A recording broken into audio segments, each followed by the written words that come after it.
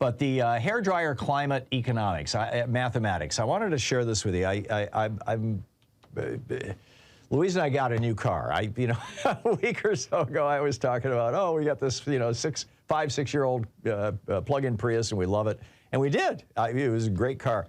But we traded it in for an electric car this last weekend, and got a Hyundai Ioniq. And so I've been doing the math on electric cars and trying to figure out, what does this thing actually cost me, now that I'm completely committed. And what I've found is that the average electric car uses, well, when it charges on your basic home charger that comes free with the car, right? You plug it into the wall and you plug your car into it. It takes typically about 10 hours, more or less, to charge a car to the rate of about 33 miles of driving. And that 10 hours of charging at 1 kilowatt per hour is 10 kilowatts. And a kilowatt right now costs 10 cents. So that's basically, $1 to drive 33 miles, which is the average amount that the average American drives every day, or $3 to drive 100 miles. Now, if you have a 25 mile per hour or mile per gallon car and you drive 100 miles, that's 4 gallons of gas. At $4 a gallon, that's $16. So $3 electricity versus $16 gas. That's kind of cool. But here's where it gets interesting. And the reason I use hairdryers is because hairdryers use basically the same amount of electricity as charging your car. And what got me started on this, actually, was listening to this right-wing radio talk show host who was talking about how, oh, these are terrible. It's going to cost us a fortune. If everybody in the country plugged in their electric car, it would brown out the whole power grid. Well, seriously? If everybody in the country plugged in one hairdryer overnight, it would brown out the country? No, of course not. In fact, it would have very little impact, particularly at night, because at night, we're using certainly a hairdryer's worth of electricity less than we do during the day. But anyhow, that's the math on the car. But let's move it to global warming. This is where it gets really interesting. There was a new study that was published this week in Advances in Atmospheric Sciences, one of the peer-reviewed, climate journals. And they found that the oceans, which absorb 90% of the heat which is being trapped by greenhouse gases.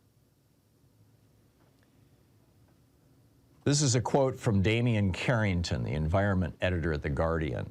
He said, and I quote, he's summarizing the study, only he's putting it in language that the average person can understand. He did a great job with this.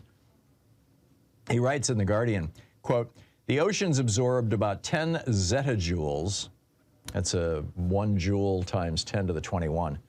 The oceans absorbed about 10 times 10 to the 21. The oceans absorbed about 10 zettajoules more heat in 2022 than in 2021, equivalent to every person on Earth running 40 hairdryers all day, every day. Now, all 8 billion of us on Earth are not consuming an amount of power equal to 40 hairdryers running all day, every day. In fact, even the average American isn't consuming that much power. So where does all this heat come from? And this is the thing that a lot of people just fail to understand. And I tried to make it really simple and straightforward with this article today at HartmannReport.com. The heat is not coming from our making electricity, per se. It's not like, we're running nuclear power plants and we're burning coal and oil and gas to make electricity, and there's all this wasted heat that's heating up the planet, or our cars, cars are only about 20% efficient at converting gasoline into motion, and most of that loss of energy is actually in heat. But that's not what's heating the planet. I mean, it's marginally, it's adding to it. But what's heating the planet is the way that we're producing all this energy. And we're doing it by burning coal, oil, and natural gas, fossil fuels. And they, as a waste byproduct of producing energy, they produce carbon dioxide. And that carbon dioxide acts like a giant blanket around our planet, you know, the greenhouse effect, or the glass in a greenhouse, and it holds in the heat that the sun is radiating to the Earth. So it's actually the sun's heat that is warming up our planet, and it's being trapped because we're throwing so much CO2 into the atmosphere. That's the good news and the bad news, because what that means is if we stop burning the fossil fuels, assuming that we haven't passed some major tipping points, which is not a safe assumption, but just for the sake of argument here, if we stop burning fossil fuels, we stop putting CO2 into the atmosphere, the result of that is we stop trapping solar energy as aggressively as we are right now. And we go from, you know, every person on Earth running 40 hairdryers all day, every day, to nothing or very little. You know, the average person, every person on Earth running one hairdryer for an hour a day kind of thing. It's the waste byproducts. And where this gets really amazing is, you know, back in 1979, President Jimmy Carter tried to do something about this. He actually, you know, said he was going to fix this problem. He was going to prevent us from this disaster that we are experiencing right now, that California's experiencing, for example, this atmospheric river. This is Jimmy Carter in 1979. The energy crisis is real. It is worldwide. It is a clear and present danger to our nation. These are facts, and we simply must face them. What I have to say to you now about energy is simple and vitally important. Point one, I am tonight setting a clear goal for the energy policy of the United States. Beginning this moment, this nation will never use more foreign oil than we did in 1977. Never. And he put this into place, actually. Moreover, I will soon submit legislation to Congress calling for the creation of this nation's first solar bank, which will help us achieve the crucial goal of 20% of our energy coming from solar power by the year 2000.